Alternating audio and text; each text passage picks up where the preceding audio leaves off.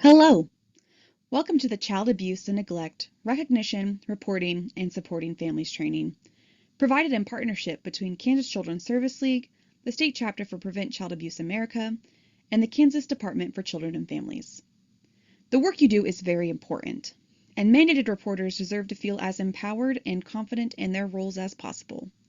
We hope that after this training, you feel better equipped for knowing how to support families and make reports when needed. This training will revolve around three major ideas or pillars: recognition, reporting, and supporting. Recognition involves the first two learning objectives of understanding risk and protective factors related to child abuse and neglect and commonly seen signs of abuse and neglect. Reporting includes understanding the role of mandated reporters and the process of reporting. And finally, supporting families involves focusing on shifting our mindset to methods of preventing child abuse through critical thinking and connecting families to a variety of resources. To encourage engagement, there will be some quiz questions scattered out sporadically through the presentation, but don't worry, you won't be graded on it. But mentally answer the following question. Which of the following is the strongest risk factor for predicting child abuse or neglect? A. Poverty socioeconomic status. B. Community violence. C. Incarcerated parent or caregiver. D. History of abuse or neglect. E. Parental or caregiver substance use. F. Mental illness. G. None of the above. H. All of the above.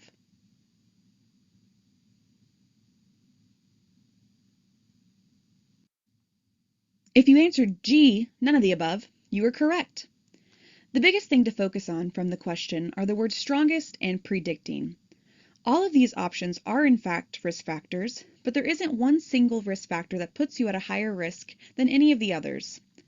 A lot of the time, we bring our biases into situations regarding these complicated challenges, and it's important to make sure that when working with families that we aren't prejudging them and making assumptions based on those challenges. Instead, switch to thinking of these as risk factors, which they are, and then a light bulb in your head to connect the families to resources and services to buffer the potential negative outcomes if an abuse and neglectful situation hasn't occurred yet. Risk factors tie into how we understand abuse and neglect. Rather than associating child abuse immediately to one of the risk factors previously listed, think of abuse and neglect as a symptom of overwhelming stress that is occurring in a family. Rarely is there one singular factor that directly causes abuse and neglect to happen, but rather, it is an interaction of several risk factors. Identifying child abuse and neglect is rarely going to be a clear-cut experience impacting a family, so it's up to us to prepare for seeing complex, multifaceted situations that ultimately impacts a family and may lead to an abusive or neglectful situation. This next section will go over the different types of abuse and neglect, including physical abuse, emotional abuse, sexual abuse, and neglect. This section will cover the state statute for each category of abuse, risk factors or common indicators for each, and end with questions to use to check yourself and help guide you in making more confident and informed decisions revolving around reporting. The Kansas State Statute for Physical Abuse is on your screen. The phrasing to focus on is infliction of physical harm or cause of child's deterioration, and to the extent that the child's health is endangered. It is important to show you the Kansas State Statute because this is state law and should be seen as your high-level guide when determining whether an instance of abuse is occurring. So, to reiterate, good questions to ask yourself are, is the child deteriorating due to the abuse they are experiencing, and is their health endangered by the situation? So when thinking about physical abuse, ponder this question. Which of the following describes a typical location of an injury resulting from an accident? A. Injuries to several different parts of the body. B. Injuries to the back surface of the child's body from the neck to the knees. C. Injuries to the shins, elbows, knees, and/or forehead. D. Injuries to the face.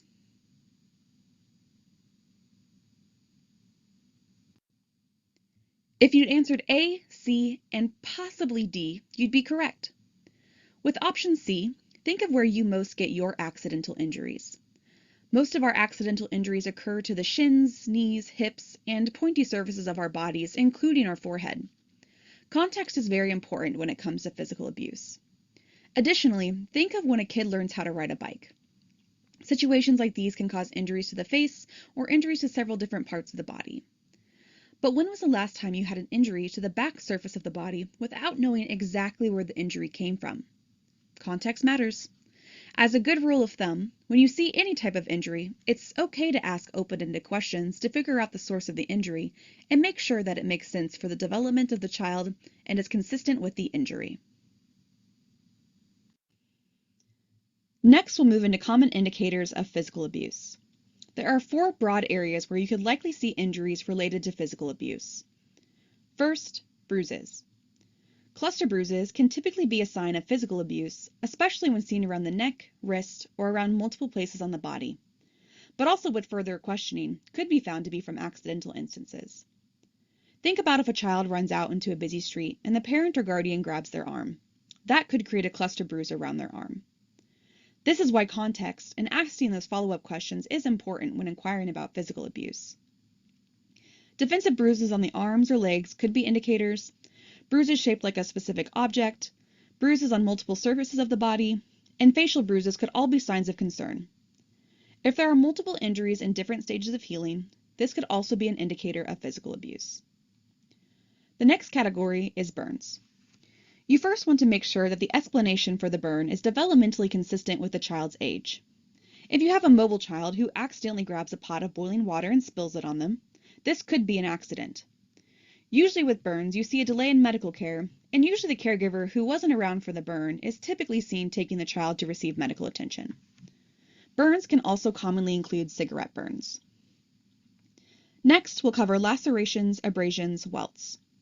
You may see loop-type lacerations from common household items like belts, straps, and extension cords, as well as a series of straight-lined lacerations or welts and imprints from things like wooden spoons or fly swatters. You don't need to know the specific object used in order to report, because you aren't an investigator, but knowing the common object may help you in describing the situation when you make a report. Finally, we'll cover fractures, internal injuries, scars, and other miscellaneous injuries. These tend to be more serious or internal injuries, such as head injuries, fractures, and ear bruising. All of these should be taken seriously, especially if the context of the situation doesn't add up. Black eyes, split lips, and bite marks could be seen from sibling roughhousing or involvement in sports, but again, context matters. It's always better to inquire if you suspect any of these forms of physical abuse. Also included in physical abuse is shaken baby syndrome, also known as abusive head trauma. Shaken baby syndrome occurs when an infant or young child is violently shaken or impacts a hard surface. Just a few seconds of violent shaking can cause severe brain damage or even death. Shaken baby syndrome is unique in that we know typically when it happens and why it happens. All infants go through a period of increased crying as part of a normal child development. Crying begins to increase at the 2-week mark of life and then peaks around the 2nd month of life. During this peak, it can be considered normal for a baby to cry between 5 to 6 hours every day. How many of you had kids that cried a lot in their infancy? Did it increase your overall stress? Usually the answer is yes. Now imagine that you didn't know that this increase in crying was normal, and you thought something was wrong with you or your baby. This could lead to devastating consequences if the parent or caregiver reacts negatively in a moment of stress. Teaching families what is normal and that it's okay to take a responsible adult time out when stressed or overwhelmed is incredibly important for prevention. Before reporting, there are some questions you can ask yourself. Overall, you want to make sure to note whether there is a negative impact on the child based on the situation and going back to those thresholds set by the state statute. Is the child deteriorating due to the physical abuse they are experiencing, and is the child's health endangered based on the abuse? Additionally, you want to ask and make sure that the explanation is consistent with any other physical, emotional, behavioral, or situational evidence. In other words, does the physical evidence match the story? Secondly, you want to know if there are any other indicators that might point to physical abuse, specifically the appearance of certain behavioral indicators that should be considered with the physical symptoms. And lastly, is the family or environment of the child experiencing levels of elevated or high stress? Stress is a risk factor for physical abuse and should be considered in the equation, but also used as a light bulb moment to help families that might be overextended and at higher risk for harming their child.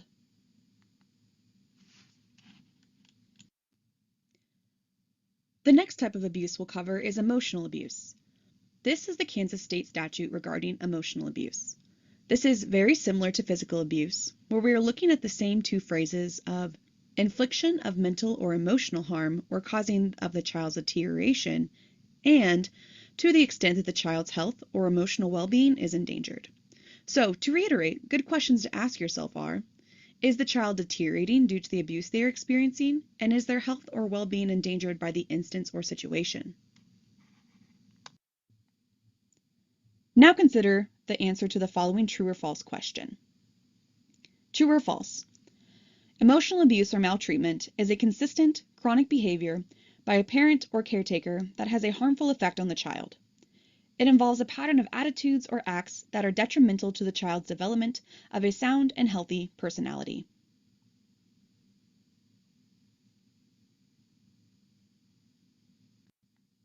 If you answered true, you're correct. Each of us may be guilty of having unkindly snubbed a child or criticizing them too harshly. However, emotional abuse as defined here seriously impairs the child's social, emotional, and intellectual functioning.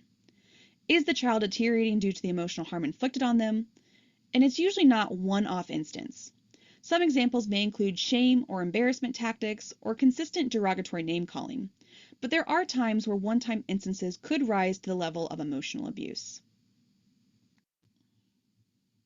It's good to know the risk factors related to emotional abuse to both prevent emotional abuse from happening and to give us some further clarification on whether instances might have risen to the level of emotional abuse.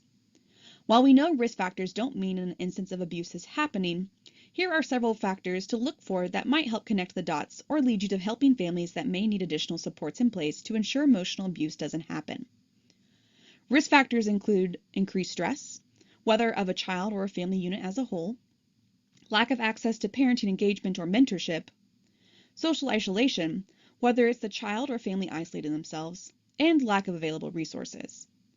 Additionally, consider if the children are experiencing inappropriate expectations from adults in their lives. Does a parent blame them for their mom or dad leaving? Are they burdened with having to take care of or raise their younger siblings?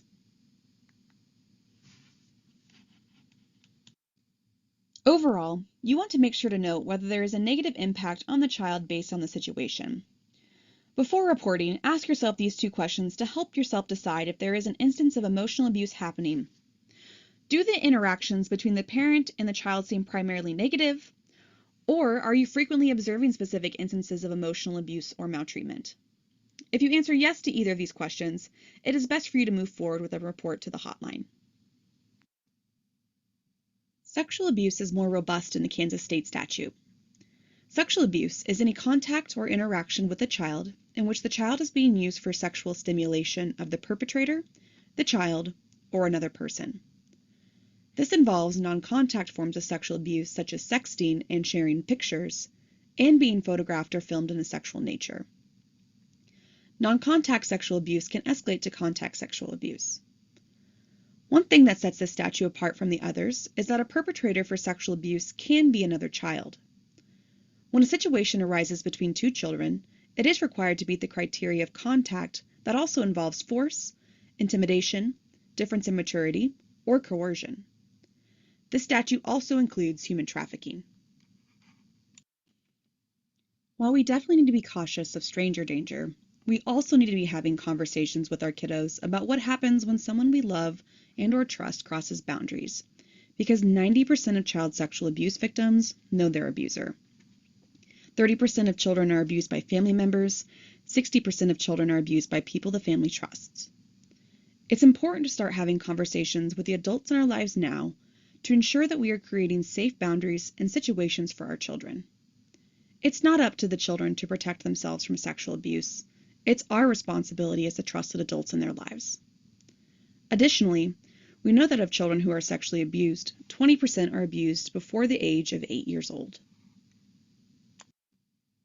When it comes to sexual abuse indicators, it's important to note the physical symptoms, like sexually transmitted infections and pregnancy in underage children. But it's just as important to pay attention to the behavioral indicators and changes. If the child is verbally reporting, expressing fear of a particular person or place, or sexually abusing another child, immediately get those instances reported.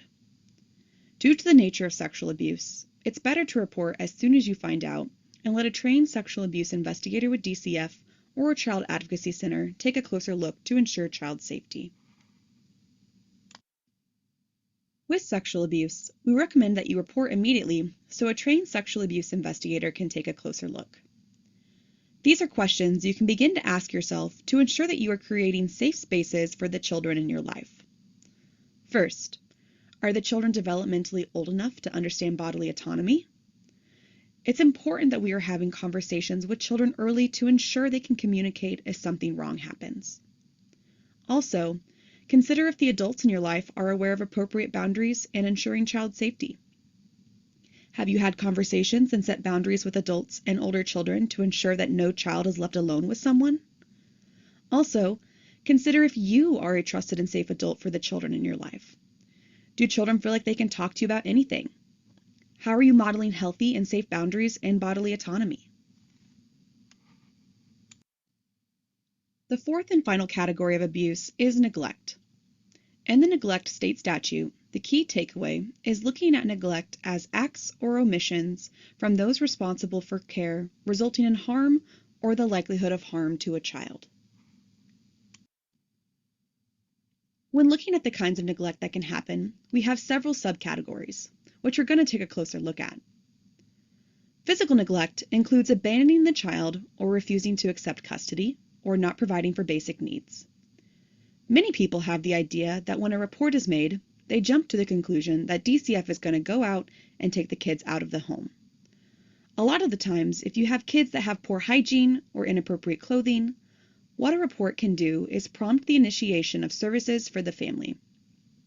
We must look at things of whether it's a financial issue or a neglect issue, but again, making a report in some of these instances doesn't necessarily mean that kids are going to be taken out of the home. But it might mean that some of these families are going to receive much needed support. Next is medical neglect. With medical neglect, this involves delaying or denying recommended health care. The Kansas guides do include oral health care as a form of medical neglect, and there have been a correlation between kids who aren't receiving oral care and kids who have been abused or neglected. Lack of supervision is the next type of neglect. Within the lack of supervision section, there is no age requirement. There's nothing that defines you have to be this age to stay home alone. But there are a couple things to look at. How long is a child going to be home alone? How old is the child? Are there other kids in the house the child has to take care of, or clean for, or cook for? And this also includes kids being left with inappropriate caregivers. A lot of the time in neglect cases, we're looking at kids who were left in the care of someone who was inadequate or inappropriate to be left alone with. Next is educational neglect. It's important to note that educational neglect differs from truancy. Educational neglect is going to be a situation where it's a total failure by the parent or caregiver to get the child to school. Substance-affected infant is next. This is where from birth to 1 year of age, an infant having withdrawal symptoms of illegal or legal substances may need a report. However, also consider that a parent using substances does not automatically mean you need to make a report. If the infant is affected, you can make a report, but just being positive for substances doesn't mean you need to automatically make a report unless there is an effect from the use. Finally, abandonment. For those times when a child is deserted or not being cared for and an adult has not made appropriate provisions for substitute care.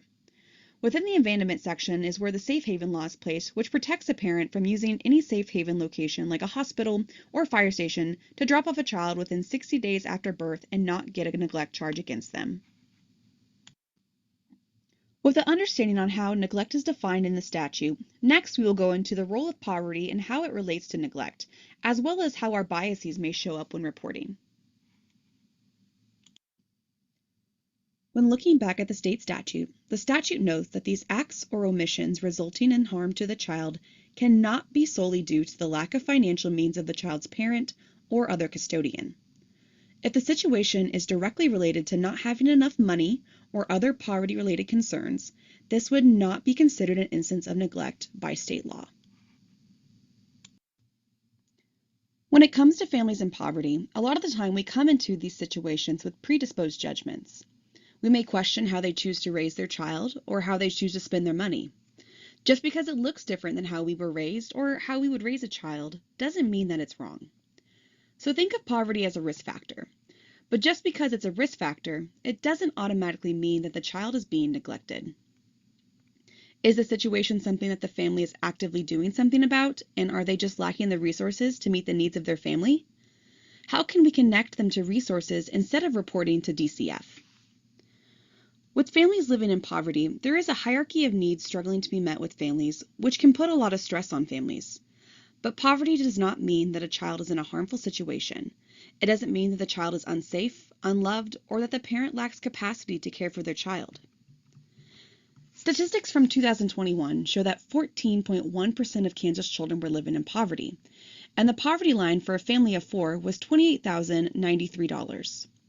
Just because there are that many children living in poverty doesn't mean that we have that many children being neglected. What we do have is 14.1% of families at risk of harming their child if we don't shift our mindset to supporting the family with their economic and material hardships. But poverty does not equate a neglect. Different types of poverty-related adversities you could see in your community include food or housing insecurity or homelessness, lack of access to health care, lack of child care resources, uneven or no economic supports or resources, uneven or no resources for transportation, lack of employment flexibility. This provides you with the opportunity to start identifying the different types of poverty-related adversities that you may see impacting the families in your communities, especially those that are often mistaken for neglect. This ties into how we start switching our mindset to the perspective shift that we'll be talking about a little bit later. Like stated, poverty is a risk factor and should be seen as a light bulb for families at risk. But how can we support families in our communities before the need escalates to a hotline report? What type of resources are available in your community that you can connect your families to reduce their risk? Do you know where to refer families for rental assistance or food banks? Applying for medical coverage is difficult. What resources are available to assist with that? What kind of mental health and telehealth resources are available to utilize? Childcare Aware is a good resource for accessing high quality and affordable childcare. 1-800-CHILDREN will be brought up later in the presentation and how it can be utilized as a resource to help support families. Additionally, think about how partnership with these supports can be created to ensure that communities rally around families that are struggling. Is this addressing the need for free, nutritious food by creating a community fridge in your neighborhood, or helping with a shoe or coat drive for children and families who don't have the resources to buy their ever-growing children? Let's go ahead and move on to what it means to be a mandated reporter. I assume since you are watching this training, you are a mandated reporter, but it's always a good idea to double check whether you are. Even if you're not a mandated reporter, you still have a moral obligation to report instances of suspected child abuse and neglect. By law, this is what it means to be a mandated reporter. When a person has a reason to suspect that a child has been harmed, and they shall promptly report to DCF and/or law enforcement. It's important to note that if you have enough reason to call law enforcement, you need to make a report to DCF too. These are individuals that are mandated by statute to make a report to DCF. Anyone within the educational field will be mandated to report, so teachers, school admin, janitors, and lunch staff, even bus drivers in some districts. Next is anyone within medical care, like nurses, doctors, even your dentists and optometrists. Next, anyone licensed by KDHE or employed by someone licensed within child care or foster care are mandated reporters. People within the mental health field, like psychologists, social workers, marriage and family therapists, and alcohol abuse counselors. Finally, anyone a part of your community response team, so firefighters, EMS, law enforcement, correction officers. When thinking about types of information you need to make a report, one question received is, do I need proof to report by law? The answer is no. You do not need to have proof of abuse to make a report. Your job as a mandated reporter is only to report suspected child abuse and/or neglect. It is not your job to investigate. That is for the local child protective services to do. Even though you don't have to investigate, you are always responsible for wearing that reporter hat. It's not something you can take off at the end of the workday. It follows you on your weekends and evenings too. Since you're not the investigator, all you need to report is reason to suspect. This could mean credible evidence or a discrepancy or inconsistent history in a story or situation that raises concern. It's also important to note that no boss, supervisor, or policy should stop you from reporting. You should never be told by an employer or someone else not to report. If someone tries to stop you from reporting, you can direct them to speak with someone at DCF and Kansas Children's Service League about mandated reporting. You should never have ill consequences for making a report in good faith, should not be disciplined or fired due to making a report. It's also important to note that the person with first-hand knowledge or experience should always be the one to make the report over someone who hears the information secondhand. Often at agencies, there seems to be a point of contact everyone has when a report is made. This is fine if it's your agency's policy, but if you're the one with the first-hand knowledge, you need to be the one to make the report. What should you do when a child discloses to you? It's important to ensure you maintain a trauma-aware approach when you have a child or youth member disclosing an instance of abuse with you. First, listen and make space. Keep in mind that it may be difficult for a child to disclose. They may be threatened, feel ashamed, anxious, scared. So listen calmly and openly. Pay attention to your body language and maintain a calm expression. This could influence how much the child discloses. Recognize that this could be the first time and the only time they report. Be honored if a child decides to trust you with any disclosure. It's okay to allow silence in the conversation to give the child time to disclose in the way they need to. Next, it's important to note your district's policy. Be sure to follow up with your district to make sure you are aware of what is in policy regarding mandated reporting. Also, engage. Be sure to write down specific phrases that you or the child used in the disclosure. Ensure you write down as much information that was given so that we are ensuring that we're making thorough enough reports to be screened in. At the end of the day, though, you only need that reason to suspect. Finally, support the child. Avoid leading questions, as this may unintentionally alter facts. So questions like, "Did your father hit you with a belt?"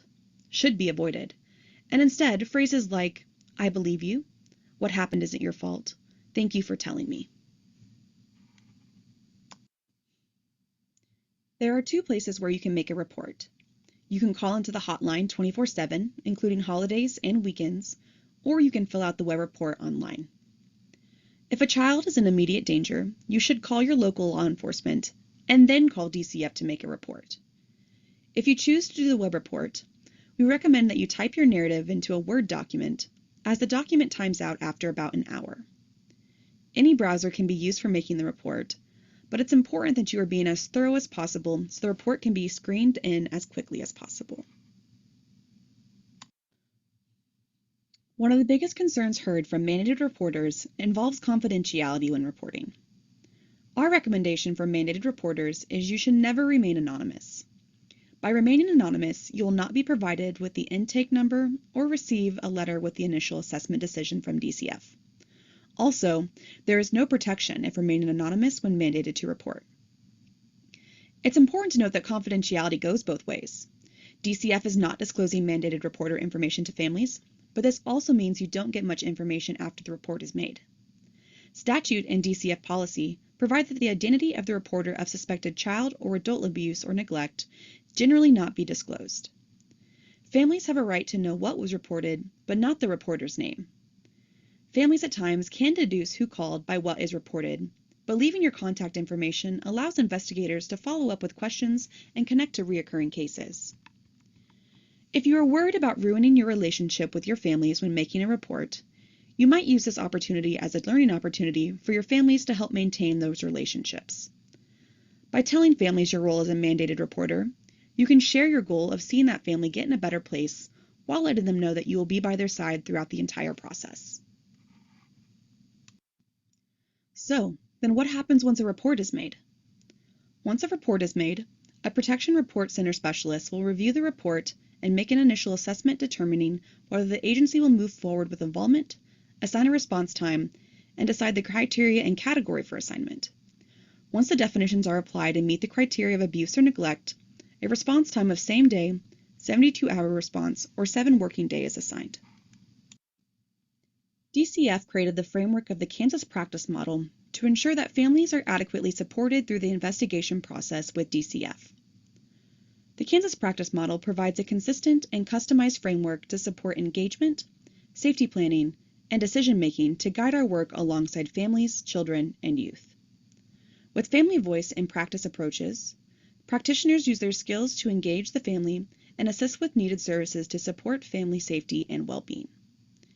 The Kansas Practice Model is a customized and integrated practice model to enhance our service to Kansas families and children and draws on elements from several best practices to create a safety-organized, family-centered approach. A portion of the practice model emphasizes collaboration between DCF and our community partners. We hope during this learning journey you can find ways to walk beside DCF as we work with families to prevent abuse or neglect. This is the perfect segue into the prevention-focused shift that our state is taking to widen our lens as supporters of families alongside mandated reporters. When thinking about the reason we are often making reports to DCF, it's because we want to see the family get in a better place. What if there is a different way of helping the family besides contacting DCF as the first call? So what does it look like? To date, there is no evidence-based research that suggests a causal link between reporting abuse and neglect and preventing abuse and neglect. There is research to support a causal link between prevention and family engagement strategies, early intervention services, and cultural responsiveness in service provision. The goal is to empower communities to prevent child abuse and neglect by strengthening families through everyday actions. Children can't survive if the parents aren't surviving. For parents to survive, the community needs to support them, and we're all a part of that community. These children are the future of our communities. What can we do to help them thrive? Think of the old saying, it takes a village. Think about how we can uplift and support parents and caregivers.